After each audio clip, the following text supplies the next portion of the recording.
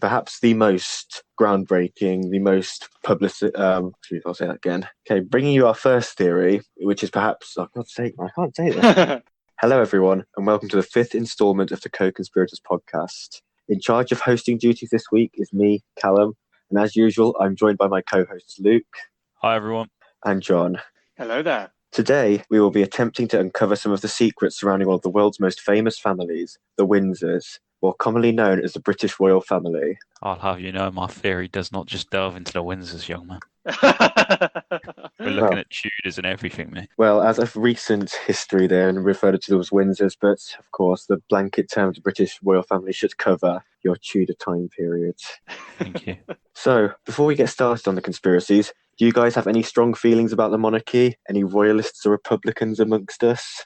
Honestly, I don't really have much of an opinion of them. They don't anger me in the slightest, but I'm not really bothered what they get up to. Overall, I'd say they're pretty good for the country. I think, especially in recent years, they've done nothing but relatively good stuff. Obviously, Harry was in the army and Prince William was a volunteer in the air ambulance, and they don't have to do that. And they're also setting up charities left, right, and centre, so fair play to them. Yeah, I think I'm sort of in line with you there. It doesn't bother me that they exist. I do kind of sometimes like a bit of the pomp and circumstance. It does not go unnoticed, all the charitable work that they do. They do bring in more money than they take out as well into the UK. So they're a good thing economically. Even if at times you'll have isolated figures saying, oh, they paid however many millions for a royal wedding. But in actuality, they do still contribute greatly to our tourism and our economy. I mean, I'd imagine if you ask people outside of the UK to name things about the UK, I think most people would have the royal family in their top 5. Oh, yeah, 100%. They probably have this podcast on the royal family. Of course they do. In that order as well. Yeah, 100%. I've got a big Asian following after our North Korea and coronavirus episodes. Right, so back to the podcast. So regular listeners may be aware of our interest in Prince Philip, say, given the aforementioned coronavirus podcast in which we discussed the possibility he may or may not have been died and been reincarnated as the deadly virus. There is no doubt that this theory will not be the first, nor will it be the last of the many conspiracies to have emerged from behind the walls of Buckingham Palace. Are they descendants of shape-shifting lizard people from the Alpha Draconis star system that links the world's most powerful individuals to one all-powerful super race, forming a worldwide conspiracy against humanity? Do they in fact belong to the Illuminati? Or were they involved in a secret Nazi plot to gain control of Great Britain? Our podcast aims to offer some interesting insights into 3 of the most prominent conspiracy theories concerning the British monarchy from 3 very different periods of time. One thing I will say about these royal family conspiracies is I know we're only going into episode 5, but researching conspiracy theories on the royal family, there was so many, way more than any other episode we've done so far. Oh yeah, definitely. It took me a while to actually decide which one I wanted to do. There's a lot of interesting ones too, yeah. Yeah, I was erring towards the David Icke lizard people one, but since he's shut down recently, I thought maybe we'll save that when we're a bit more established to really get past all these elitists. But yeah, so with our first theory, then I'll introduce John, who's going to talk about perhaps the biggest conspiracy about the royal family. All right, yeah. Thank you, Callum. So I'm going to talk about, if you haven't guessed already, Princess Diana and the potential assassination of her. So for those of you who don't know, Diana, Princess of Wales, married into the royal family at just 20 years old in a wedding watched by 750 million people on TV in 1981. She quickly became 750 million. Mm-hmm. If anything, I thought it might be more. I mean, in the 90s, that's well over like 10% of the population of the whole world. Yeah, it's crazy. No? Yeah, 1981. That was 750 million views. It's over 10 times the population of the UK. It's pretty crazy. Although I suppose not too surprising. It was the people really bought into her. Like she was really like in the heart of the nation. Yeah, she was. Well, she quickly became incredibly popular, which was a lot to do with some of the work she did with the most vulnerable in society. So probably the most famous example is she hugged a man with AIDS to show the world that it can't be spread simply by touch, which really helped remove the stigma associated with it, because it was a really new thing in the 80s, AIDS, and people were very scared of it. Unfortunately, you can't do the same with coronavirus, as Boris Johnson found out. Yeah. Respect for trying. So yeah, acts like this earned Diana the nickname of the People's Princess. Ultimately, she divorced from the family very controversially in 1996 following building stress in the relationship between her and Prince Charles, which largely stemmed from allegations of infidelity on both sides, with Charles allegedly cheating on Diana with his now wife, Camilla Parker Bowles. So public opinion largely sided with Diana, as she was loved worldwide for being the people's princess and having a great affinity for the working class and most in need. But sadly, she was killed in a car crash in Paris on the 31st of August 1997. Yeah, just to touch on how popular Diana really is, she died in 1997, and you can still go to the tunnel that she died in Paris today, and there's still a huge laying of fresh flowers there. People just keep going back and back to show their love for her, even 20 odd years later. Yeah, and I suppose the interesting thing is as well, there was such a nationwide outcry. Everyone was devastated, but she wasn't even part of the royal family at that point. She divorced Charles, yet still she was so popular. And she was still, at the time of her death, the most photographed person on the planet. Here's a fun personal fact from me. My christening was the day that Diana died, and my mum nearly cancelled my christening as a result. Goodness. Oh, wow. Took all the attention off little me. So is that why your middle name's Diana then? Yeah. That's interesting fact for you. So Diana was part of the prestigious bloodline of House Spencer and was handpicked to marry Prince Charles, who had actually previously dated Diana's elder sister Sarah. She gave birth to 2 children, William and Harry, who she even called herself, although somewhat ironically, but because of the added pressure on William, she nicknamed the 2 of them the Heir and the Spare. Oh gosh, so harsh on Harry.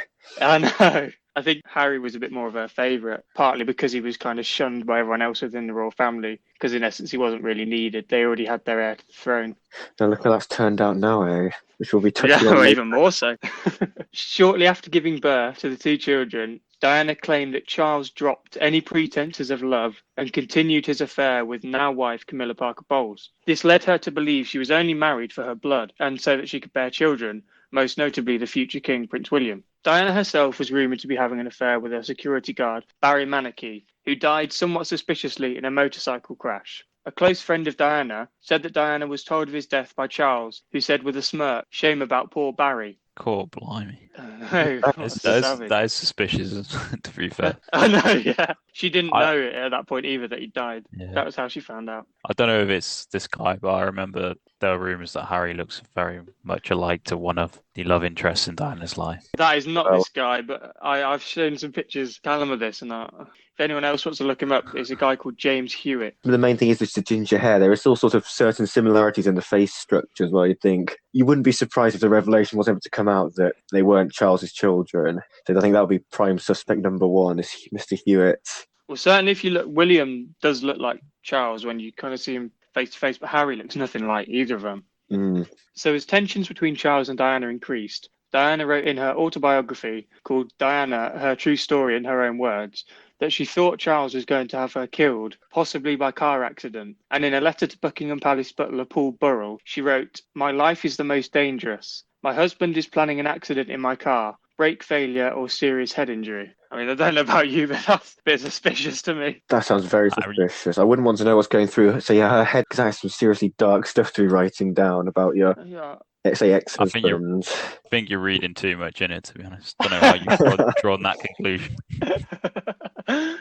So this is the guy we were just talking about then who looked a lot like Harry. So James Hewitt, an army officer who also supposedly had an affair with Diana and shares more than a passing resemblance to Prince Harry, also stated that he had been warned that the consequences of seeing Diana would not be pleasant. According to Diana's personal doctor, MI5 agents would leave notes at the doctor's address intended for Diana, warning her that there were plots to kill her. And near the end of her life, Diana, as a result, was becoming increasingly paranoid. Diana knew about all the potentially dark things the royal family had done and was prepared to talk about them, which she made very clear in a BBC Panorama interview.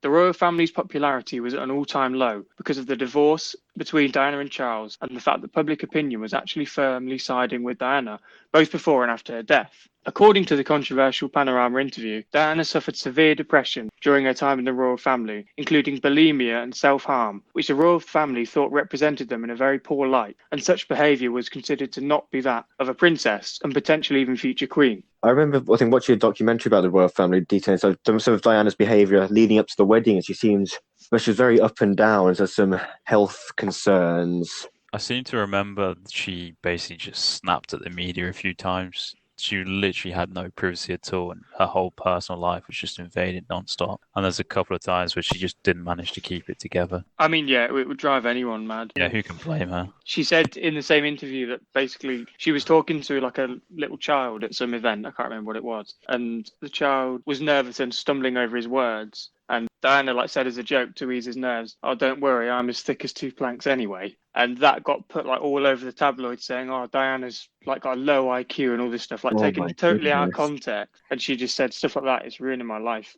I can't even speak now that I've been taken out of context and all over the media. So you think it's bad having your whatever you're saying taken out of context in a group chat? Imagine it's been broadcast nationally on all the tabloids, all the papers. It would have been awful. So in that same Panorama interview, she stated that the royal family saw her as a problem and a threat, and that they'd started a campaign against her which involved phone tapping, stealing her possessions, and intercepting her parcels and letters. And she even described the royals as the enemy. She was so paranoid about the royal family that she would go to Marks and Spencer's to use the phones because she knew every other phone would be bugged. Just in case you're wondering, she did go in disguise. I was going to say, can you imagine seeing Diana down Marks and Spencer's just on the phone, chilling? Just as strange as seeing Prince Andrew at Pizza Express.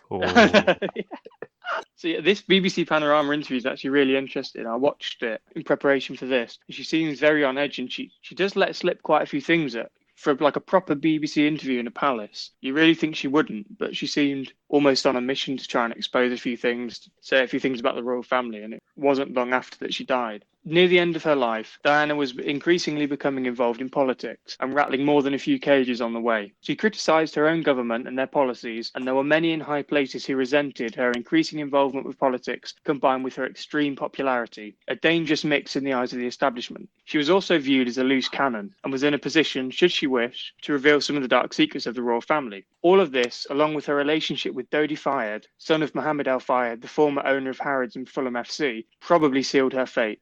Al Fayed to this day maintains that the royal family ordered MI6 to kill Diana and Dodi, partly because they didn't want her to marry a Muslim. Is this the owner of Fulham? The old owner of Fulham? Yeah. The guy who brought Michael Jackson onto the pitch. Yeah. That's the one, yeah. So it's either MI6 or Chelsea Ultras. I mean, he was a very big public figure for Diana to be going along with. So is that going to be enough for the MI6 to make him move something? Oh, now she's getting involved with a Muslim. Right, that's it. Pull the plug, boys. I think it was more a case of the straw that broke the camel's back. Right. When she was making these threats, she was almost, even though she wasn't part of the royal family anymore, I think she was making outlandish comments that she was basically expected to go quietly, whereas she did the opposite. The thing is, if you do believe some of the stories about the royal family, the fact that they didn't want her dating a Muslim might play quite a huge part, because a lot of people have suggested that the royal family have done the same with Meghan and Harry, which is why they've kind of gone off and done their own separate thing. Yeah, I mean, say Meghan were to die in some sort of car crash soon, I think there'd be a lot of suspicion straight away over that. So you can see why people speculated about this. I thought you could draw some parallels between Meghan and Diana in a way. Both were very heavily not villainized, but heavily pressured by the British press, and a lot of false stories published about them, as you mentioned about Diana. Yeah, so say hold those thoughts, because they will be discussed in one of our next series. You can definitely draw a few parallels about say Meghan, especially in the days she's still quite outspoken, and perhaps that didn't exactly tread the official royal line during her short tenure as a Duchess of Sussex. Right, so moving on to the day of her death. So security on the day of her death was provided by Mohammed Al Fayed, not the royal family or MI5, and it was incredibly minimalistic, much less than an A-list celebrity such as Madonna would have. French authorities in Paris actually offered to increase her security, but the royal family, on behalf of Diana, declined. A decoy car was placed outside the front of the house they were staying. So basically, the car they'd been driven around in all day, they left outside the front of the house as a decoy for the paparazzi. And this was alongside a security car. So the two cars were to be driven around together in order to trick paparazzi, while Diana and Dodi snuck out in another car around the back. And the new car being used had not actually been security checked. They were meant to be travelling from the Ritz to Dodi's flat, a simple route that they'd done multiple times that same day. But on the final journey, they went right onto the motorway, which was the opposite direction, rather than head to the flat. There were 17 traffic cameras on the route from the Ritz Hotel to Dodi's flat, and every single one was reported faulty. Police frequencies also went down at the time of the journey, and a radio hacker. So basically, he was like an enthusiast. So, when you used to have a walkie-talkie and you could occasionally pick things up, like police or whatever. Yeah. He basically would do that as a hobby. And he was listening in that day to hear anything. And he said he couldn't hear a thing. There were no transmissions, nothing. The lights in the tunnel also all went off 3 minutes before the car arrived, which coincides with the cameras and radio frequency going out, which has actually led some to believe that some sort of mini EMP was used to basically shut off all the electrics in the vicinity. Well, they've had EMPs back into the 90s. You say it like it's a long time ago. Yeah, it's only really true. 20 odd years ago. But I think it's more the fact that all the cameras went down, the lights in the tunnel went out, and all the radio frequencies went down. This is which is a bit of a coincidence. There are far too many, coincidences for it more not to be linked some way. Yeah, I think the cameras one is always explained away as, well, perhaps they weren't actually off, but people were told, i.e. the footage was never released because footage like that wouldn't be released, Diana being killed in a car crash. But that doesn't really explain stuff like the lights in the tunnel going off, which is something that I didn't actually know about before looking into this. Another thing is that security guards are normally not told to wear a seatbelt in a car. So this is so that if something happens, they can quickly exit their seat, get in a position to protect or defend the person they've been assigned to. So basically, if someone pulls a gun, they can just leap straight out of their seat. And when the car left the Ritz, the security guard, Dodie and Diana all did not have seatbelts on, and a photographer took a picture of the car to confirm this. However, by the time the car had crashed, 90 seconds later, the security guard had his belt on, but Dodie and Diana did not. Does this suggest the guard was informed of the plot to crash the car and was actually bracing himself for impact? Did he survive? He survived, yeah. Oh, that is How many casualties were there? Are we going to get onto that? Dodie and Diana both died, as did the driver, but the security guard survived. I'm not sure if you'll cover this later about the mechanics of crashing the car, but surely if you were the driver and you're told, right, you have got to crash this car and there's a chance that you might not survive, I'm not sure there's many people signing up for that particular detail. He's got to do it for the good of his country, can't he? Well, I am kind of going to touch on that, although the explanation is somewhat far-fetched. I'm all ears. So basically, MI6 developed an assassination technique, this is official, by the name of the Boston Break, so named after the MI6 location where it had been successfully developed in Boston, Lincolnshire in the East Midlands. The technique, simply put, is a method by which the target car can be remotely controlled from another nearby vehicle, which would explain why in the case of Diana's car, it was a fairly simple operation to smash it precisely into Tunnel Pillar 13 at very high speed. They'd actually used this technique to try and kill Serbian President Slobodan Milosevic by using a car crash in Geneva. And in 1996, according to MI5 agent David Shaler, they attempted to use this technique on Libyan leader Colonel Gaddafi, but failed. Was the Serbian one a success? No. So they haven't had a great success rate at this point. 1 for 3. Yeah. They got the big one, to be fair. Yeah, exactly. Although saying that Colonel Gaddafi's pretty big. He's quite elusive as well. It took a while to find him. So hotel workers at the Ritz, where the driver and Diana and Dodie were staying, and Fayed's personal security men stated that they saw absolutely no signs that the driver was drunk or acting out of the ordinary right up until he took the wheel. Staff also said that he had had no drinks that evening, but despite this, he was found to be 5 times over the legal drink limit at the time of the crash. Was this potentially a false result to explain the crash and have an alibi? Only 2 days earlier, the driver, named Paul, had undergone a rigorous medical for the renewal of his pilot's license, and he had no sign of any past alcohol abuse, despite what propaganda would have you believe. One of Paul's close friends had also publicly stated he was not an excessive drinker. If he ensured he was completely sober for the pilot's test, you'd think he would take the same precautions driving around arguably the most famous person alive. There was another strange anomaly revealed by a TV documentary in 1998. The hemoglobin in Paul's blood was found to contain 20.7% carbon monoxide, and this would have been at a much higher level even earlier because the carbon monoxide content halves every 4 to 5 hours. Hemoglobin carries the oxygen in the blood, and Debbie Davies of the carbon monoxide support group said that at the levels Paul must have had in his blood, he would not have known his left hand from his right because of the reduced oxygen reaching his brain and would have been unable to function at all, let alone drive a car or even stand up. Dr. Alistair Hay, an expert in carbon monoxide poisoning, agreed and could not explain why Paul showed no sign of considerable symptoms that should have been incredibly evident. So you're thinking that the carbon monoxide was another sort of distraction, like a false alibi sort of thing? Yeah, exactly. So he was given these. He was either pumped up with these carbon monoxide and alcohol into his blood at the scene of the crash, or they just gave false results to kind of explain it away and say, yeah, he was intoxicated. Yeah, and the Boston. That's why he's crashed. And the Boston breaks was the actual thing that instigated the crash. That was the actual method. Right. What would be the idea of where the carbon monoxide came from? I understand the alcohol, but Yeah, I'm not sure, to be honest. I'm wondering whether it's like a narcotics or something. Okay. I mean, I must say it's a popular method of ending one's life, but we've seen some things that sometimes people will connect a hose from their car's exhaust into the Oh, yeah. window Well, to commit suicide via carbon monoxide poisoning. But I think that would have been picked up somewhere along the line. Someone was pumping a load of carbon monoxide into the car. Unless that's one of the official explanation, that there was some sort of leak and there was a gas leak getting into the car, which made But him then crash. surely when they all have it in the their security detail and Diana would have had that unless they, of course, haven't released the results from them. Yeah, they could have had it. I don't know. So an off-duty doctor was one of the first on the scene following the crash, and he said that Diana was still alive and seemed bruised and battered, but definitely not fatally injured. Witnesses say Diana wasn't trapped in the car and was actually partially out of the car before ambulances arrived. There's also a photo, which I actually saw online, of Diana sat upright in the car seat receiving oxygen, which shows her shaken, but certainly at no immediate risk of death.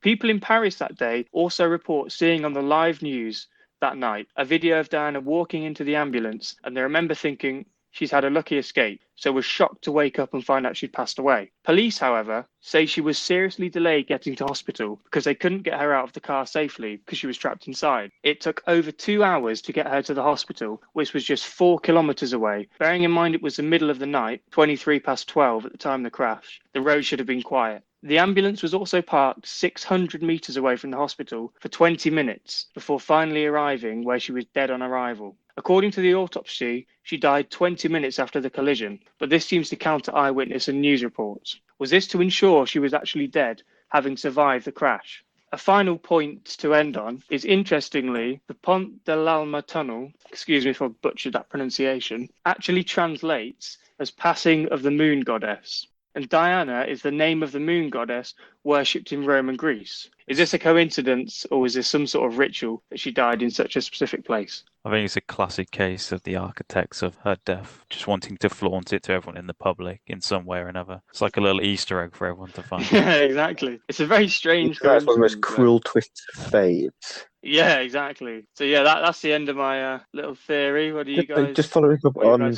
in this final point about the Diana and the Moon Goddess. I mean, you watch enough, say, crime programs and stuff, and killers do like to leave little bits of evidence. They want people to know about their deeds. Yeah, not the Queen of England, though, Callum. Just to rub it in that little bit more to the grieving public, if the ones who actually work it out.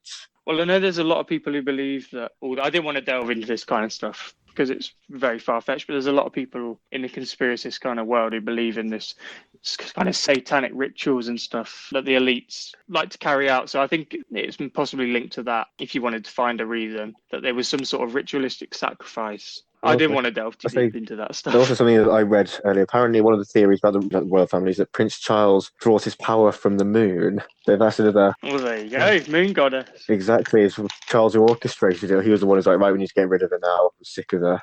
But yeah, talking about the theory as a whole, I think just showed another quality amount of research there, done really well. There's so many different aspects of it, and now learning all of this, some things I didn't know about. I always thought it was a little bit suspicious how she died, but having all things about the ambulance being stopped 600 meters away for a whole 20 minutes in a considerably empty road that's in the middle of the night, even though Paris has bad traffic during the day. I mean, surely at midnight you'd be able to make a 4-kilometer journey in, say, about 10 minutes, maybe. Ambulance are probably on strike or something.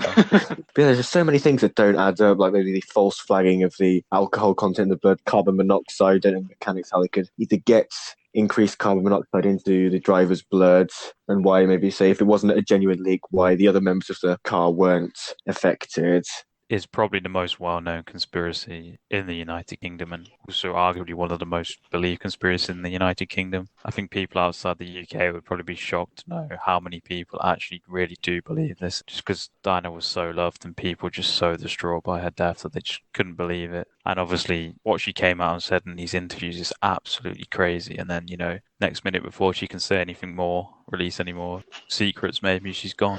Exactly. And also the fact she's been writing in her diary and stuff, like thinking that she's going to be offed by a car accident. She's been telling members of her staff, and I'm fearing for my life. I think Charles is organising something. That is spooky, to say the least.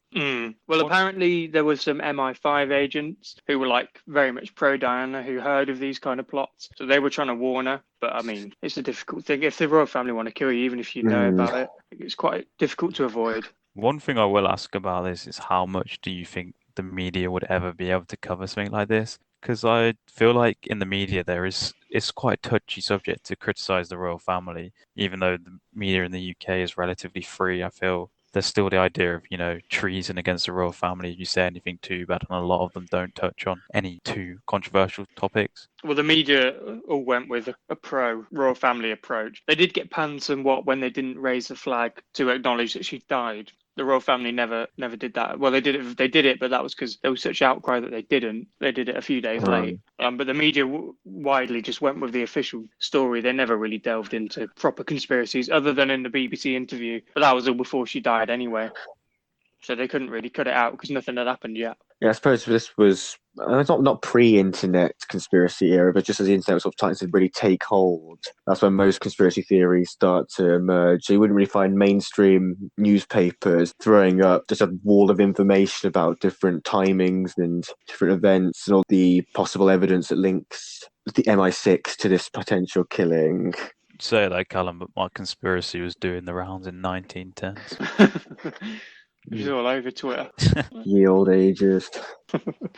My one reservation about this was that you mentioned that the royal family's approval ratings were at an all-time low. Do you really think that they would have risked eliminating Diana? And if it ever could be traced back to them, how low their ratings would plummet since? Do you think they would really take that risk to further jeopardise their image, given how loved Diana was? But do you really think there was ever a risk of a rebellion against them if things did go a bit pear-shaped? That's the thing, they don't have any power. So even if public opinion of them is low, it'd be very difficult to oust because you'd need Parliament to kind of see it through. And I think, if anything, it could have worked the other way because Charles's ex-wife getting killed, sympathy actually did go to the royal family and condolences and flowers and stuff were laid outside Buckingham Palace, but they then almost made it worse because they didn't raise the flag and they didn't acknowledge it for a while. But they did eventually bow down and have Diana's funeral with the Queen and everybody attending. Yeah, the infamous shots of William and Harry. Yeah. I suppose you say they don't have any power, but the Queen can still technically call for war, but it'd be one thing going to war on the British people. I think just not acknowledging the death immediately, that's dodgy to say the least, given how involved she was being married to a royal who spent time as a princess, given birth to princes. Very odd, because the Queen Elizabeth II is one of the most loved monarchs of all time, but people seriously turned against her following that response and said she was cold-hearted and all these kind of things because she didn't cry at the funeral, whereas everybody else did. So I think there's a bit of a theory that she was never really Diana's biggest fan anyway. I think they're very traditionalist, really, and I guess they thought Diana was not part of the royal family anymore, so maybe that's why they didn't raise the flag, and after a few days they realised how much she really did touch the public. That is the official reason, but it's very naive on their part, I think, because they would have known.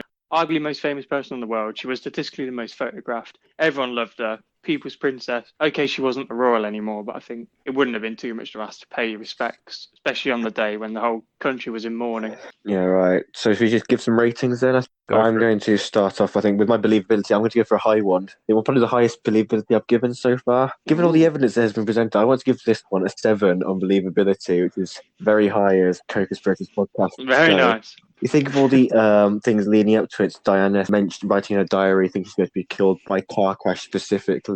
The fact that the timeline of Diana getting into the car, being seen at the actual crash site and getting to hospital don't really add up for what would really happen in an emergency situation. If she is that badly injured, she needs to go to hospital, for them to take such a long time to do it, including should have taken 6 minutes to drive there, and it took 2 hours. Yeah, it could have clearly said a 20-minute layover, not even outside the hospital. And then that contradicts the fact that if she wasn't that bad, why would she need to go to hospital if she was getting up, standing, just being a bit shaken and bruised? Mentioned all the blood reports, the carbon monoxide, alcohol, despite the driver probably being known to witnesses being stringent, having his pilot's license, having undergone rigorous medical testings previously.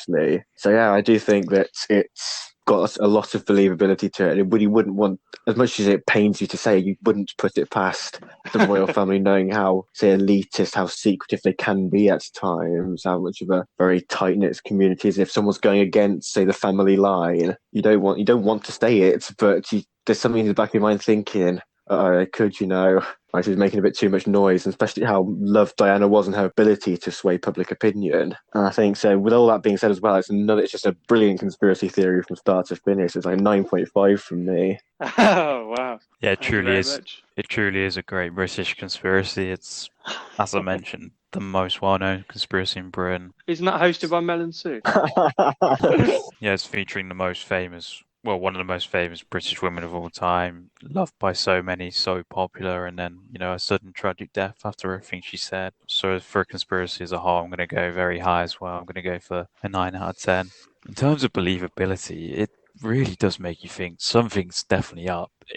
Something doesn't add up at all. I mean, you've got this guy's professional driver, you've got the professional security guard with them, and this professional driver is crashing into a pillar in a tunnel. It just seems so far-fetched. Mm. And as Callum mentioned, you wouldn't put it past the royal family, much like you wouldn't put it past the Kim family. Not going to say they're completely alike, but just throughout history, there's been so many horror stories about the royal family. I mean, Queen Victoria hid a child from the world because he had some kind of learning disability or something like that. So the royal family has been known to have some outdated views, to say the least. So I am going to actually give it a 7 out of 10 as well for believability. Wow, thank you very much. So to rate my own, I'm going to follow a similar theme to you guys. I think I really like this conspiracy.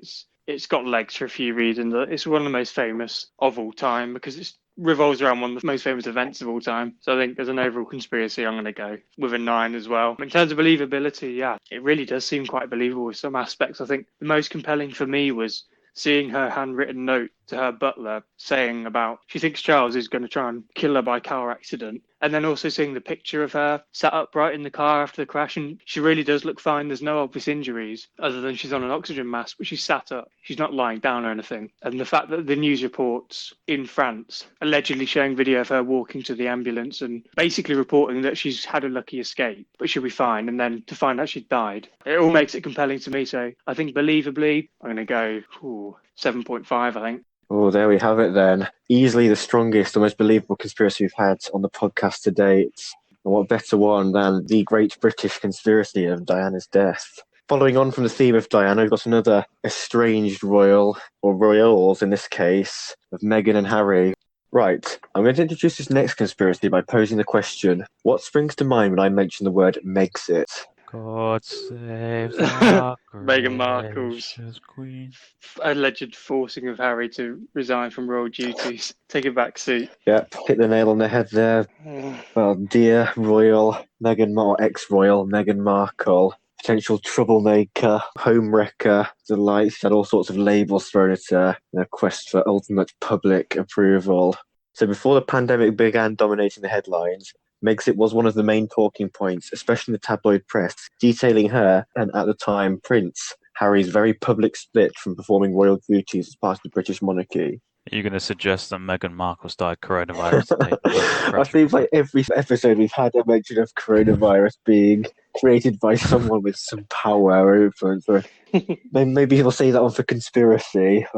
But yeah. There have been many angles that have attempted to explain the motives behind such a bold move, appearing to defy everything that the royal family embodied. It is well documented that the royal family is an incredibly tight unit, which is often referred to as the Firm, a moniker attributed to our good friend Prince Philip.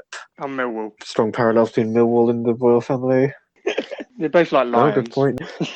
Anyway, right. Some conspiracy theorists have drawn links between the Freemasons and the monarchy, another organisation with very close ties and a strong sense of elitism from within the ranks. In fact, many members of the royal family are rumoured to be Freemasons, although only 2 current royals are publicly known to be part of the society. One is actually Grand Master of the United Grand Lodge, though it's one of the highest ranks in the Freemasons, that being the Duke of Kent, Prince Edward, which means that the Queen's cousin is the most senior Freemason in the hierarchy. Oh, wow, I didn't know that. Yeah, so maybe that plies into more of this Illuminati theory going on. There's some sort of organisation behind the scenes plotting moves. So you have to listen to David Icke for more on that. But anyway, of all the conspiracies to have emerged from this saga, the one that has garnered the most attention is a theory that Megxit was engineered by the royal family in an attempt to divert media attention away from the scandal involving Prince Andrew. I'm sure that everyone is aware of the many allegations against the Prince concerning his close relationship with the child trafficking billionaire Jeffrey Epstein, as well as the infamous Pizza Express gate and the ramifications that the event seemed to imply.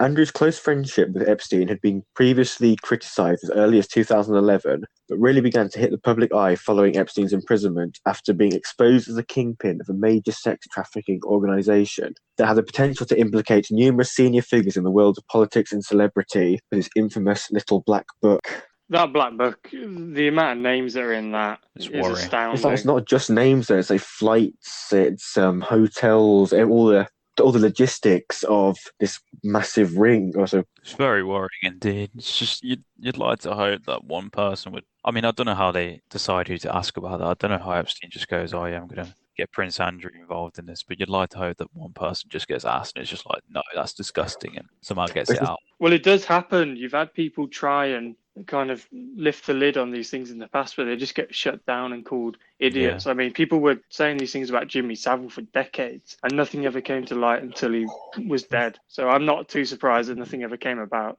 You had Hollywood A-lister. Well, he was an A-lister for a bit. Corey Feldman said he was abused by some of the biggest names in Hollywood, and no one ever listened to him. And he's only now getting some airtime. He's been saying it since he the still 80s. gets silenced regularly though, and it's been a campaign from other people within Hollywood just trying to suppress his views. But I suppose it's this sad adage that money does talk, and Epstein, being a billionaire, can hire the best lawyers to get cases thrown out, etc., etc. Exactly. There just does seem to be a worrying correlation between people in high places and paedophilia. Well, there's actually a theory behind why that is, and it's more that known paedophiles are kind of handpicked for high positions so that they've got something to be blackmailed with, so they can basically be I've definitely controlled. heard. I think you probably mentioned that to me. I've watched the same podcast. But yeah, I definitely know what you're on about. Yeah. I say it could be a potential topic for another podcast because there's a lot of dodgy dealings going on with the quote-unquote elites of the world and potential Illuminati satanic rituals, everything that Alex Jones goes on about. Yeah, it's slowly coming true, which is a That's worrying very part. worrying. There's still also the thought that Alex Jones may be a CIA implant just to sow the seeds of discord amongst the masses. Disinformation agent. But let's get back to the theory. So, following a disastrous interview with BBC Newsnight on the 16th of November 2019, where he attempted to defend himself against a series of sex abuse allegations, likely facilitated by his relationship with Epstein, a statement from Buckingham Palace on the 20th of November revealed that Prince Andrew would be stepping back from public duties for the foreseeable future. This interview was apparently approved by the Queen, and insiders suggest that Andrew himself was actually happy with his performance in the interview. I don't know where he got that notion from, because what everyone else thought was a complete car crash of weird claims, or probably downright lies, and just trying to deceive the public and take them for idiots. He's withdrawing him from public duties as well, not basically admitting he's guilty. Because if he wasn't, you'd think the royal family would fight it, and they'd say, no, he's completely innocent, he's going to carry on in his role, he's done nothing wrong. But they didn't do that at all. They didn't really issue any proper statements. He did that interview, denied it, but unconvincingly, and then he's been, in essence, stripped of all his duties. So it's suspicious to me. I think there's a lot of evidence stacked up against his defences were flimsy at best. Saying, thinking pictures of him with the girl in question, he claimed they were doctored. He would never wear jeans and a unbuttoned shirt when he's on his travelling days. He always wore suits and ties, despite him being pictured wearing more casual clothes in nightclubs, etc. I think in a way, I guess, potentially the royal family knew he was guilty and kind of wanted to sever some ties with him, so they're not too associated with what he's done anymore. It's the inherent problem with conspiracies, though. It has to go absolutely mainstream for anyone to believe it. Like if you would have said even 5 years ago that a member of the royal family is a paedophile and he's in leagues with a ringleader, you would have just been laughed out of town. And now that it's all coming to light, it's actually being proven true. So it arguably gives weight to some of the other. Yeah, I mean, you think their hands have been tied just given how much press there has been about it, and all of his flimsy defence, the car crash interview, the fact that Epstein was also killed in prison, or the official story is that he killed himself, but does anyone actually believe that? I literally don't think anyone believes that. As we said, it was a complete PR disaster, left many questioning the credibility of the royal family with these potential links. How high up the chain does it go? Because, say, Andrew's is quite a senior royal at the time, but does it go all the way up to the matriarch herself, Queen Elizabeth? Does she know about this previously? Or was she just casting a blind eye? Well, Andrew was her favourite. Is he her son? He's her favourite child. I think he's her favourite child. It's quite well known, so I think she would have been reluctant to admit to anything like that. As we were saying about deflecting attention away, enter Megxit. Before there was time for the dust to settle on the Prince Andrew debacle, the royal family found itself embroiled in another controversy, this time concerning the marriage between the Duke and Duchess of Sussex and their relationship with the firm. In October of 2019, before the main interview with Prince Andrew, Harry and Meghan announced they'd be taking a 6-week break from royal duties and would be celebrating Christmas away from the rest of the royal family, with the pair spending the festive season in Canada. On the 8th of January 2020 came the bombshell announcement that they wanted to take a new progressive role within the monarchy, which included achieving financial independence. Prior to this announcement, there had been plenty of rumours circulating in the tabloids about possible feuds within the family, particularly between Meghan and Kate, as well as between Meghan and the Queen herself. Were these legitimate grievances spilled by royal insiders, or were they part of an elaborate scheme to drum up false conflicts within the family, baiting out the ravenous tabloids and deflecting attention away from the now disgraced Prince Andrew? Despite stating their desire to become financially independent, it had emerged that Prince Charles would be using some of his private wealth to provide a substantial cash injection to his son and daughter-in-law. Does this add more credence to the possibility that Megxit was masterminded by the Windsors? I mean, I don't think they're ever going to start from scratch, really, were they? They're never going to start from £0 and work. They're always going to have some millions given to them. Do they really need it? Because given, say, Meghan's in the public eye now, she's been seen doing deals with Disney and... Yeah, I mean, to be fair, I'm sure Meghan alone's net worth is multi-million. Even before she met Harry, I'm sure she was worth millions. So she's from a very poor family, though, wasn't she? Divorced home and stuff. Yeah, being through Hollywood, being able to associate it with the Obamas, with Oprah Winfrey, that would probably draw in some cash injections, cash streams here and there from deals, appearances, the like. Oh yeah, no doubt. She had money. I mean, and she's a famous actor. I say famous, just definitely got quite a bit of money. I'd never heard of her, but that's not saying a lot. It was on Dave, I seem to remember a few years back. I think she's outgrown that now, to say the adage that any publicity is good publicity, just continuously raising her public profile. And she's definitely been attempting to cash in on that with the Sussex Royal brands. I think it was shut down by the Queen, actually, as part of the agreement. Quite ironic, given they'd had all this planned out. So, speaking of the Queen, she, in fact, issued a statement committing her full support to the couple's decision, saying that many months of conversations and more recent discussions had resulted in a constructive and supportive way forward for my grandson and his family. While it makes sense for the Queen to issue her public support for Harry and Meghan to try and best protect the integrity of the remaining royals, some insiders were suggesting that things weren't so harmonious behind the scenes. Multiple reports would emerge pertaining to Meghan's diva-like behaviour, including stories that she abused members of Kate's staff. She once made Kate cry at dress fitting, something like that. She'd in fact also disobeyed the Queen's orders regarding certain royal protocols, which is definitely a major no-go when dealing with the Queen. So more hardline conspiracists believe that Queen Elizabeth and the rest of the inner circle of the royals favour a pure-blooded approach to their lineage, meaning that people who married into the family from more humble backgrounds, like Meghan, are shunned by the elitist family. Some had even suggested that Meghan's exile was racially motivated, as her more progressive views did not align with those of the older royals. You do have to wonder, given what Philip's come out and said in the past, if he might have had any personal reservations against it. Really, though? Is he not too busy affecting half the country with... Yeah. What are you on about? He spends half his time in... Yeah, so as Prince Philip's gaffes aside, you do have to wonder, say, just the fact he is a lot older, certain views don't seem to align, whether that's enough to, say, Meghan, you're out. One thing I will say on the topic is I think even the most diehard royalists don't have a problem with non-white people in the royal family in the slightest. So. No, maybe it's the fact she's American, potentially a CIA agent, setting to infiltrate and to reorganize 1776 again. Yeah. I think their main issue might have been that Meghan wanted to have her cake and eat it, because she was more than happy to have the royal wedding, to become part of the royal family, but then almost instantly she didn't want to do she didn't want to be photographed, she wanted her privacy. But she should know, rightly or wrongly, that isn't something that comes with the royal family. You know, you have to do royal duties, you get all this fantastic treatment from the taxpayer, you have to give something back. And she wanted all of the good parts of being a royal and none of the actual work you have to put in. see why God, she we've got an ruffled angry feathers. taxpayer on our Yeah. hands over I here. do say, I think you have hit the nail on the head, and I do, in fact, use the phrase "have the cake and eat it"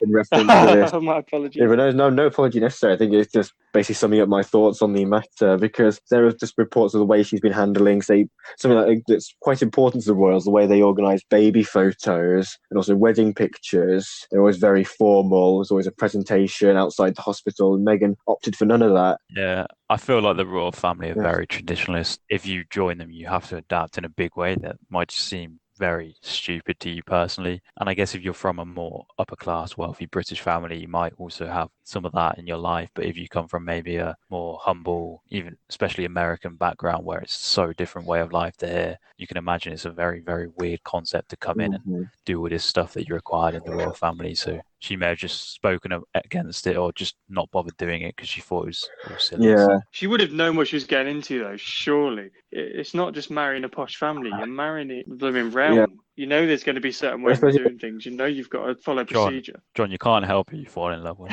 Oh, yeah, someone today, this was just a move to boost her public profile, and there's a very messy divorce is incoming over the next few years, so we will watch the space. Yeah, back to the original theory that Meghan's exit was a ploy to take the heat off Prince Andrew, and it maybe worked. On the 19th of January 2020, newspapers were reporting on Prince Harry and Meghan Markle's final public engagement as full members of the royal family. Amongst the attendees was Prince Andrew, making his first official royal appearance since his disgraceful, well, basically sacking from royal duties. This was also after he was a notable absentee from the royals' traditional 11 a.m. Christmas Day church service, although he was photographed at a more private 9 a.m. service, but not the traditional meeting of the public the royals like to do on Christmas.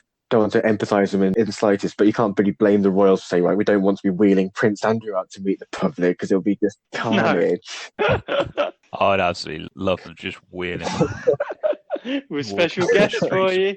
I think people are genuinely the old-fashioned lob a tomato at the camera. Yeah. Well, at the very least. I was saying, mentioning this, surely the reports would be dominated by the disgraced prince, especially given how damning the evidence was against him. But this was not the case. Given that this was the last royal duties performed by the outspoken Duke and Duchess of Sussex, their story dominated the press as the culmination of what many viewed as a very messy breakup at the heart of the royal family. Some newspapers even went so far to comment on Andrew's appearance, saying, "Oh, Meghan and Harry have taken the spotlight away from him now. He's able to go on with his normal life now."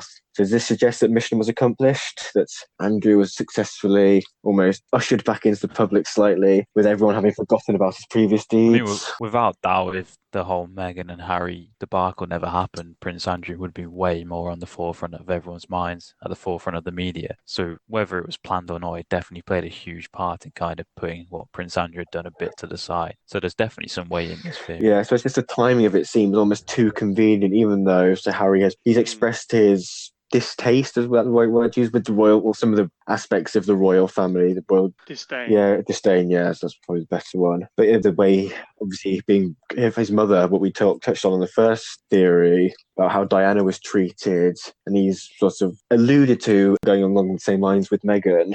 Do you think there could potentially just be a bit of causation here? Like Meghan was just absolutely horrified by what was coming to light about Prince Andrew and kind of kicked off about in the way the royal family were defending Prince Andrew despite what he'd done, and were trying to shove it under the carpet. Do you think Meghan may have spoken out about this, and this kind of caused her to create a rift with the family and therefore leave? Yeah, I suppose not wanting to trivialise the issue, but you think it just maybe come down to the British versus American attitude to conflict. I suppose that Americans are perfectly comfortable creating a scene, whereas us Brits, we've taken a much more subdued approach. But jokes aside, I do think that could be a big factor. I think the lengths that the royals may or may not have gone to do PR for Andrew after his awful interview, and yeah, it would almost be like definitely kicking them when they're down, though, and you feel like if she was a nice person, she wouldn't do that, because it was kind of one blow followed by another with Andrew, and then them suddenly leaving. So as a royal, you think maybe you could put your personal opinion to one side. Backtrack on what you just said. You just said that if she's a nice person, she would help cover up the paedophilic crimes of Prince Andrew. I suppose a nice person in the eyes of the royals, or towing the royal line, because the matter of whether she's a nice person or not is definitely up for debate. I suppose the notable difference between her and Diana as well, Diana, as much as she in some ways resented her role as a royal, she was always keen to say that she never wanted a divorce. She didn't like the way it all went south, whereas Meghan almost seems to have relished it. And Diana said she would never let down her people, and she would have never willingly kind of stepped down from all those duties, which is why she carried on doing royal visits even when she wasn't a royal. Whereas I think she differs quite greatly from Meghan there, in the sense that Meghan is more than willing to step down even when she was still a royal. The royal family, in a way, were kind of out against Meghan. She didn't get Westminster Abbey, and I mean, Prince William and Kate did, so you can imagine that must have dealt quite a sore blow. Frogmore Cottage, though, and $2 million worth of taxpayer paid renovations. Yeah, I mean, I guess you can't complain about that. Because William was the heir. It's only reserved for heirs, I think. That's why Charles got it and William got it. But they weren't going to make an exception for her, especially if they didn't really like her anyway. Yeah, before they say there are all things to quibble about with the royal family, you do think maybe Meghan had caught with this whole Andrew situation and wants to just get out, like the film. Almost. But yeah, so what are we thinking overall of the believability for this? I think I've given all of the information I found. We've got theories left, right, and centre on her motives. Yeah, I mean, it does seem quite believable that they would want to take distraction away from Prince Andrew, and whether it was meant or not, it definitely worked without doubt. In terms of Prince Andrew's whole background, that's also very believable, so that's another believable part of this. And then as well, Meghan wanting to leave would also be quite believable. So all in all, a lot of it is believable. In terms of the royal family themselves staging it, I kind of find that a little bit less believable, but I'm probably erring towards a solid 4 out of 10 on the believability scale for the conspiracy as a whole. I mean, there's so many conspiracies branching of it. There's so much rationale, and there's also a lot of believable factors in all the conspiracies that you mentioned. So I'm going to say it's a solid 8.5 out of 10 for a conspiracy. Yeah. What are you, John? What are your thoughts? I think in terms of believability, I mean, the allegations against Andrew, which are almost certainly true, are so atrocious and paint the royal family in such an awful light, especially if you would presume that they had known about this for some time. It's quite a hard thing to get away with, and they've been covering it up. So you would think that at all costs they would try and divert eyes. And if that meant almost sacrificing one of their own and just pushing Harry aside along with Meghan, then they would look to do it. So I think it certainly has legs. I think it would be almost not even a conspiracy if it was anyone other than Meghan who had done this. But I think there's been so many rumblings of her being a bit of a troublemaker and wanting to break the mould of a traditional royal and never really being, despite marrying into the royal family, knowing what she should have expected, rightly or wrongly, she didn't really want to do a lot of that kind of stuff, and then wanting to take the royal title but not do anything to deserve it, I think maybe drags the believability down a bit, because it's almost painted as if she'd probably want to leave anyway. So for believability, just because to take eyes off Andrew, I think they would do almost anything. I'll give it a 4.5. I'll go a little bit higher than Luke. As a conspiracy as a whole, I mean, it's great. It's got webs of deception and cover-ups in terms of the Andrew allegations. That one being the heart of it. Ooh. Yeah, it's compelling. And yeah, you have an outsider who's compare to Kate. You know, Kate's not very outspoken. She very much does her royal duties kind of politely and quietly, gets on with it, whereas Meghan's almost just lovely all around, really. Yeah, exactly. Big up, Kate. So yeah, overall conspiracy, I'll go for an 8 out of 10. Thank you very much. Right, so I think I'll just sort of unite basically what both of you are saying, that it's almost a case of maybe correlation without causation again, just because that Harry has said in the past he's not been as brought in as much to the royal duties, given his crusade against the tabloid presses, maybe rightly or wrongly, given how many times his privacy has been invaded. But you do think, again, it's not, say, part and parcel. We are expected to turn up to events and have your picture taken, but some of the things he has had to deal with have been... He's always been the wild child, hasn't he, compared to William? Yeah, I suppose that's a natural thing, just wanted to rebel. Then maybe Meghan's been the catalyst that think, okay, right, we can do this now. I won't have to worry about my public profile now. I'm married to Meghan Markle, who's going up in all the right places in social circles with the Obamas, with Winfrey, getting her Disney deals and stuff. It just seemed like maybe it could be fast tracked to just be given the Andrew situation, right? We'll just hurry this one along just to get it out. But say for the believability, I'm going to basically follow what you guys are saying. I'm going to go for about a 5, I think, just somewhere along the middle, because you could believe it's happened, but you also just think, would that just be admitting that Andrew is completely messed up now? We're just casting him to the sides. I don't think they have much choice into it. Yeah, but that would just be almost admitting that the royal family, knew what's going on. If they wanted to say that he's innocent, They, as you said earlier, I think they just continue as business as usual, but the fact it's been stripped of his duties to show that the family is like, we're not happy with you, rightly so. Yeah. But yeah, I think so. It could go either way, that one. But as for the overall conspiracy, like I said, just the fact that the Epstein and Prince Andrew scandal and everything that could potentially implicate is at the heart of it really boosts it. 'Cause otherwise, it's just sort of a dodgy soap opera between the royals and you said this, you did that, sort of mudslinging between, oh, Meghan's not very nice, or Meghan's a really upstanding member of society. She works really hard, but she just can't cope. But I do think there's a certain diva-ish streak to her, maybe being from America. I mean, the world of Hollywood and LA wants to do her things her way and not really understanding the actual full commitments you've got to give to the role of being a full-time working royal. I think you have to be quite cutthroat to make it in Hollywood anyway. Yeah, exactly. And as an actress. Yeah, especially an actress of colour as well, but not to get too political. So I say overall conspiracy, I'll go yes. I'll take 7.5. Definitely elevated by the Prince Andrew allegations, but that's just so much more conspiracy with Epstein and his little black book. We could do a whole episode on that one. Yeah, definitely. Right, well, that wraps my conspiracy update. We're now going to take a trip back through the history books for Luke's one. We're going to be right back to the Tudor period. We are indeed, Callum, that's correct. And my conspiracy for you today is that Elizabeth I, Queen of England, was actually a man. Dum, dum, I know history's going back 400 plus years, maybe not as reliable as much more recent times, but same thing, you had the Magna Carta back in 1215, I think, which was still examined to this day and held as true fact of all the lords and the lands and stuff. You think they wouldn't be able to get something that wrong, or someone would have reported it, but please enlighten us. I'm not quite sure the Magna Carta is still followed today. I think it kind of started the fruits of democracy for sure. I'm not sure its legitimate declarations are followed religiously now. Yeah, I do see what you mean. So, for our non-British viewers who may or may not know as much about Queen Elizabeth as we do here, I know loads, yeah. I mean, it's definitely one that learn a lot about in school, and she's a very famous and renowned monarch for sure.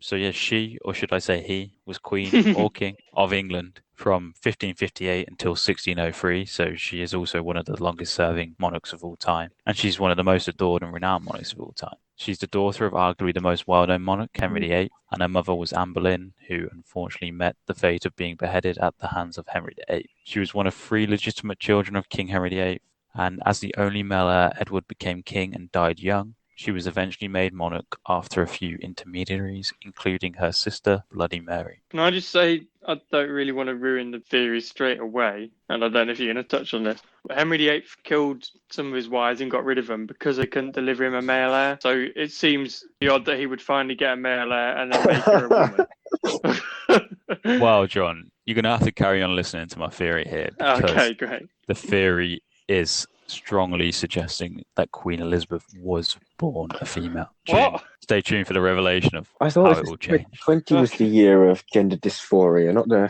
1600s. Yeah, 15. Well, yeah, I suppose she died in the 1600s. But, yeah. But anyway, this takes me right back to year 3 history. I'm loving it. So do either of you know the famous nickname of Queen Elizabeth I? No. Didn't she have really bad skin or something? I don't know if she's like ugly, wasn't she?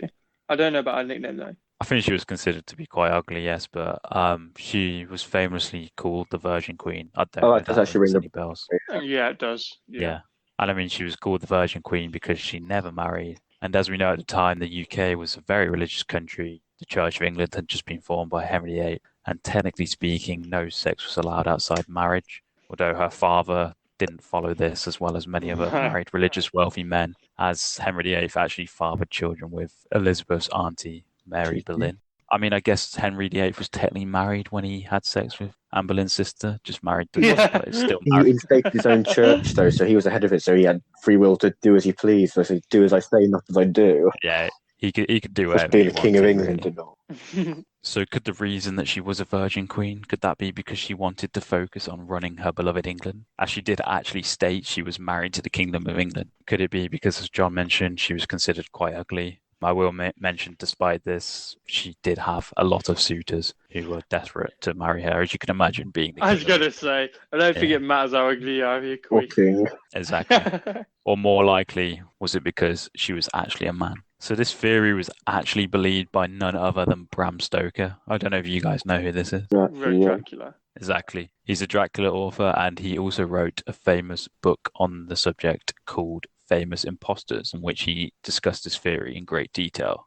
So Bram Stoker's theory, it suggests that Elizabeth was sent away to a rural village in the Cotswolds in the United Kingdom, in Oxfordshire, called Bisley, as a child, and she was sent to this rural village during the time of the plague so that she could escape being in a densely populated area. But sadly, she ended up dying of the plague anyway. So to go back to what John said, she was born a girl and she ended up dying of the plague.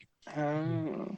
You can imagine the family who had unfortunately had a princess die in their hands didn't want the king to know, especially as they had quite a prominent habit of executing everyone and everything in his way. And so they looked to kidnap another child to take her place. And John's already mentioned that Queen Elizabeth was not the best looking young girl, and they could not find any girl that looked like Elizabeth. And instead, they found a rather feminine looking young boy who goes by the name of Neville, who could be passed as Elizabeth.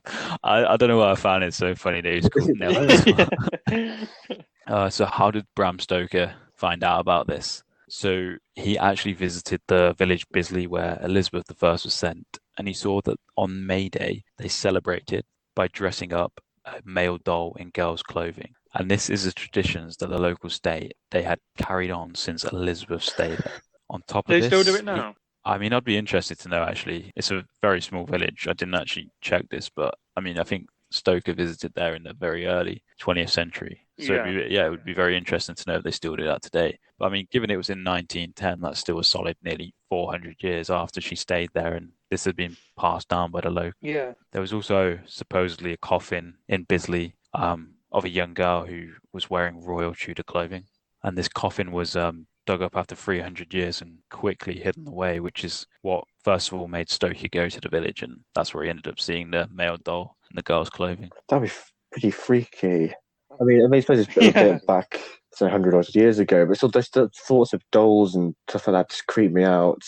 I think dolls in those ages are creepy as I mean, hell. this is Bram Stoker, wrote one of the most famous horror novels of all time. Yeah, maybe Dracula is based on Elizabeth I.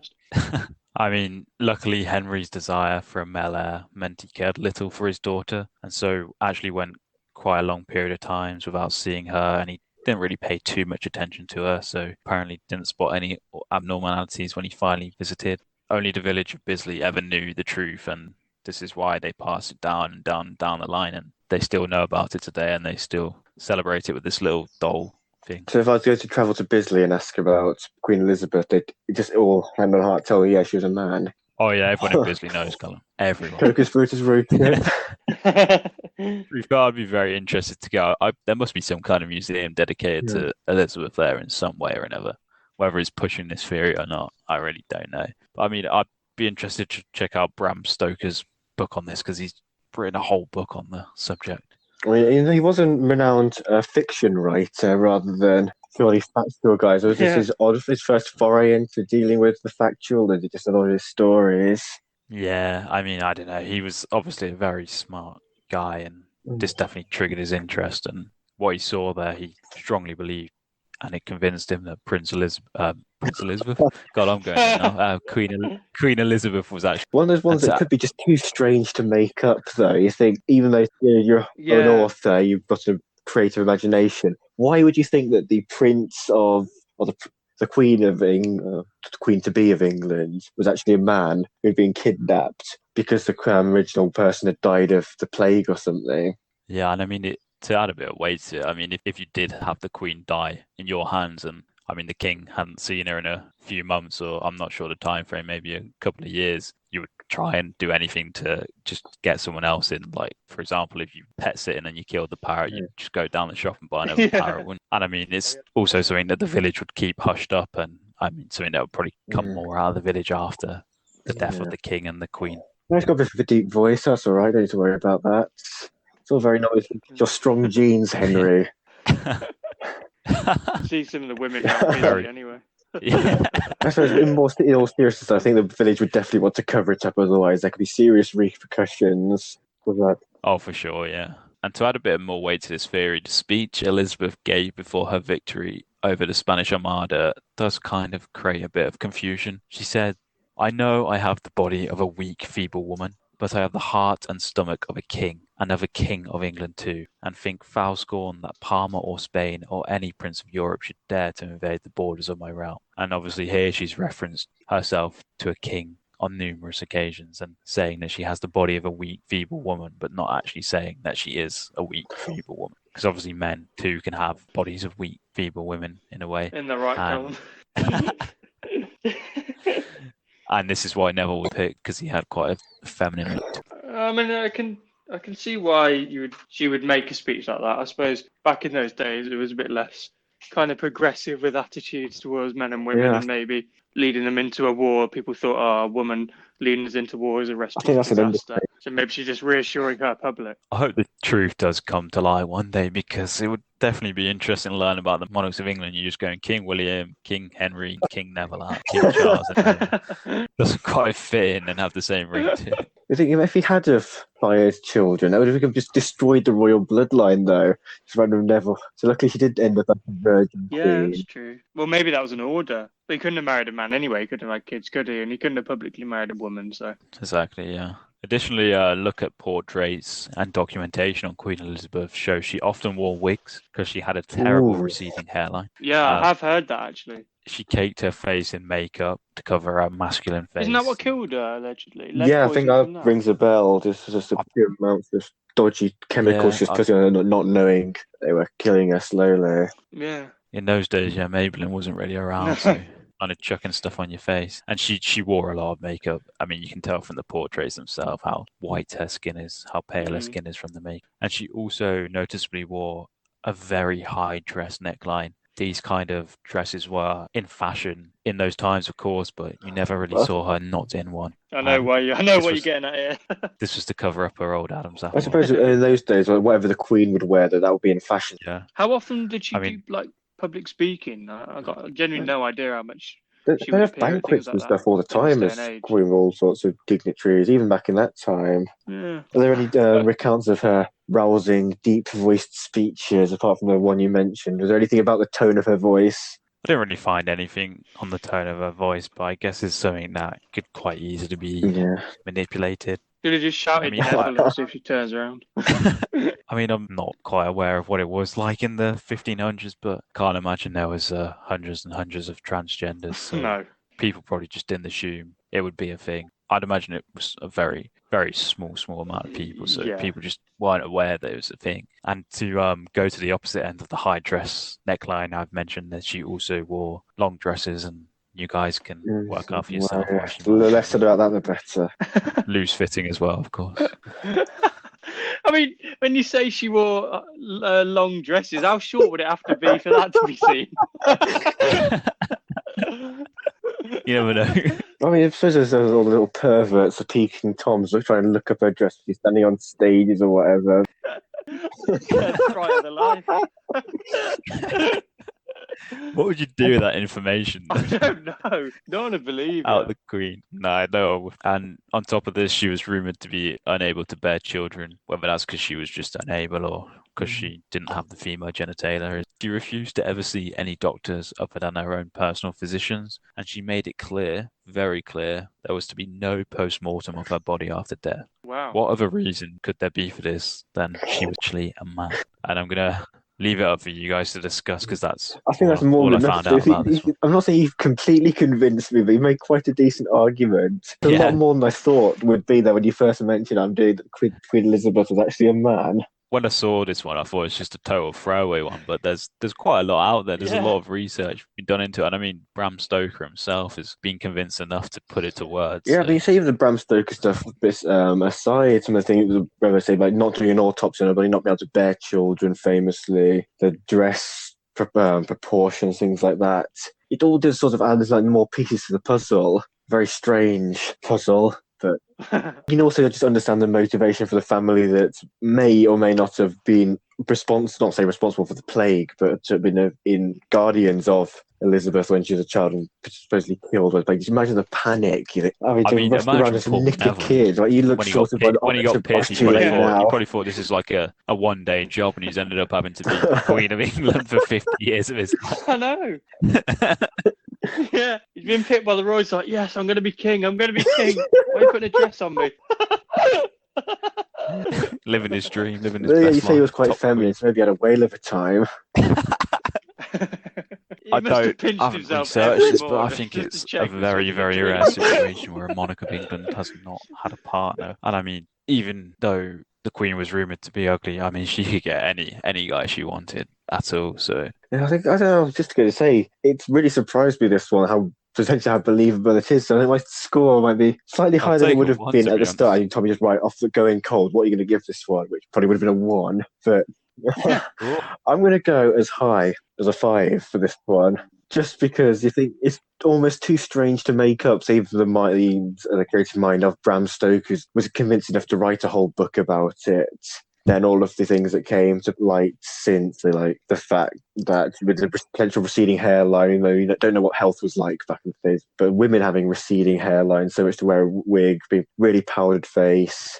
It was odd for her to always be in them, to always have so much makeup on, to always wear these high dresses. Always wear wigs as well. She was very, very famed for doing all these things. And there's also the potential Freudian slip, even though I Hand have over the the mouth body of a moment frail woman, I have the heart of a man. So, yeah. But so yeah, say as You said a 10, what's it? Callum. I said I'd give it a 5 on the believability. Was it 10? Must have slipped my mind there. I'm going to give it a 5 on the believability. And for the conspiracy as a whole, I got quite involved with this, a lot more involved than I thought I would. I was really buying into it. It So always is. this is a solid 8 for me. It's been a really good episode of high quality conspiracies. So little details that you wouldn't think make that much of a difference when you put them all together for the bigger picture. Obviously I knew that Queen Elizabeth was known for having a really powdered face, etc. But the whole Virgin Queen aspect, like why would she not have taken her Exactly, yeah. husband? Just to continue the bloodline more than anything. Not yeah. So you do feel for poor Neville. Was that the case? I think, I'm going to agree with Callum here. When you first said what the theory was, I was just ready to absolutely listen to none of it and write it off. And then the more and more you went on, the more things kind of fitted into place. The fact that I was aware beforehand that she was notoriously ugly and kind of hid herself away behind makeup and dresses, and now that you have a reason for that. Because I think back in those days especially, royals were almost like deities, they were like gods. So even if she was ugly, it would kind of be like the Emperor's New Clothes thing, where the paradigms of beauty would change, and then because she was queen, she would be seen as being beautiful just because she was queen. So I don't think that would ever be really an issue for a monarch, particularly in Tudor times, and certainly not one that would prevent her from getting a husband. I think, the fact that she was allegedly sent to Bisley and died there. I know obviously a lot of people died during the plague, so it's not beyond the realms of possibility. So I think believability wise, it's from before I heard the info to been pretty high. I think I might go for 4.5. But I think one thing to note is, say this came out, do you think much even really changed? I feel like it's more the kind of thing people would be told. I don't think you'd get on with your day if you heard. If this like, came out, I think it would be right. I'll get on my day. But it doesn't matter. I mean, no, it won't change your personal life. life. It isn't going to harvest itself. It would be massive news. I mean, just memes alone, it would be fantastic. Yeah. Oh, the memes would be insane. Right. But yeah, overall conspiracy, I thought it's brilliant. I think it's one of the best conspiracies I've ever heard. Just because it's so outlandish, but there actually may be some truth in it. I'm gonna give it a 9.5. Goodness. Conspiracy. Do you think though, say if a country was to find out that it was a frail boy in behind the guise of Queen Elizabeth, they just instantly invade us, just take advantage of destabilization, racking the British public, not knowing if their army wants to fight for their queen who's actually a king? If anything, they'd be more scared because it's gone from being a queen to now. But they'd be fighting for a cross-dresser, I really enjoyed researching this conspiracy. I mean, I've never heard of it before, but just the fact that the author of Dracula has put it to paper really does show how believable it is, I guess, in a way, despite being so outlandish. So in terms of an overall conspiracy, I'm going to give it a good rating of an 8 as well. And for believability, maybe I'm not believing it as much as you, but it definitely does have some kind of weight to it, but it just seems too far-fetched. So I'm going to give it a 3 out of 10. I suppose we can see who is more likely to believe random conspiracy theories online now after some of these ratings. So that finalises our conspiracy, and I think it's time to move on to the old conspiracy, Callum. Let's have it. Okay, right. For our final segment of the podcast, we're going to play the popular game Conspiracy. I'm sure regular Ole. I'm sure regular listeners are very familiar with the format now, but for any of you who are new, the host, me, Callum, presents 3 conspiracies, 2 of which are genuine and have been posted somewhere on the internet, and the final one is one made up by myself, and it's up to my fellow co-hosts to root out the conspiracy. Yeah, so basically, just to clarify that, so 2 of the theories are theories somewhere on the internet. So it doesn't mean they're true or anything. It just means they're a theory that Callum has found. And then the other one, he's just made up, and we have to guess that one. Very good. So let's get into it.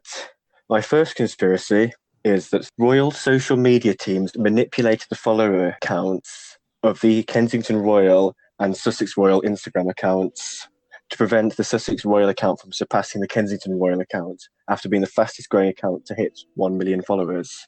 Theory number 2, Prince Philip, our good friend and possible coronavirus reincarnate, is actually a vampire. Oh my god.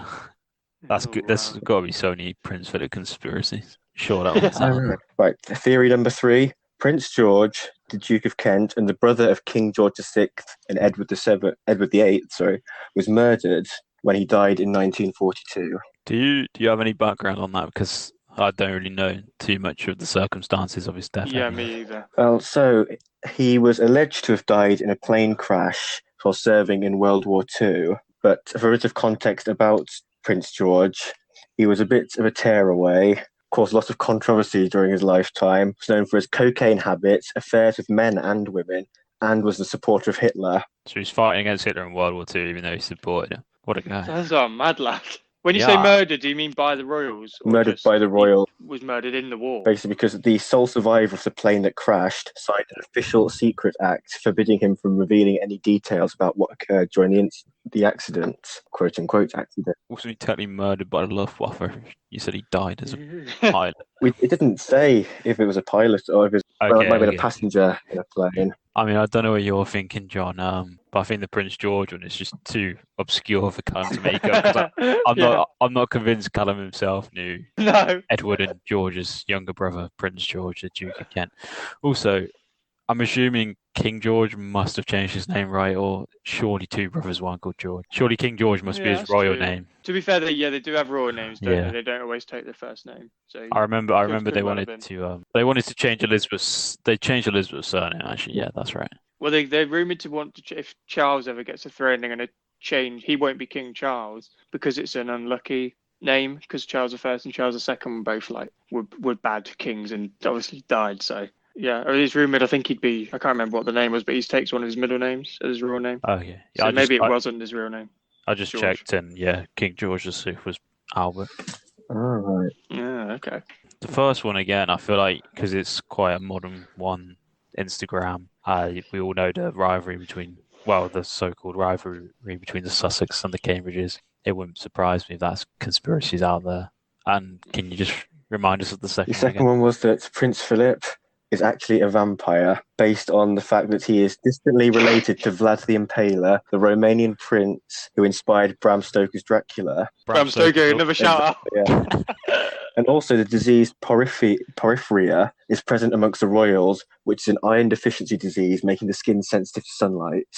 Why do I feel like that's got too much detail in for Callum to have made up now? Yeah. Give us all your facts on the first one. Facts on the first one were that obviously Meghan and Harry's account, the Sussex Royal, was one of the fastest growing Instagram accounts ever, one of the fastest to hit 1 million followers. And it was rapidly catching up with the Kensington Royal, up to a point where they both hit 11.3 million followers and then just started growing at exactly the same rate. So people were suggesting there may not have been botted accounts involved to manipulate the artificial growth or to slow down the fast-growing one to make sure that the Cambridges weren't usurped. Fair play, he's got a good story in all 3. I know my answer, but I'll let you. I think I know my answer as well. I don't know if you want to discuss it some more, but I'm just going to go out with my answer. Yep. Although I think there's so many theories out there about Prince Philip, I think it's probably one Callum would make it, trying to play on our heartstrings a bit because he knows how much we love the guy. So I want to go for the Prince Philip vampire is the conspiracy. Okay, well, Well, I'm actually going to disagree, I think, Ooh. for a couple of reasons. I think I might have read the Philip one before. Oh, yeah. I'm sure I've seen Prince Philip being a vampire before because of like he's got pale skin and he's lived so long, like he's allegedly living off other people's blood or whatever. I think on the possible explanation for the first one with the Instagram following could be that basically you say one had 11.3 million, Kate and William, and then Harry and Meghan quickly got that same number.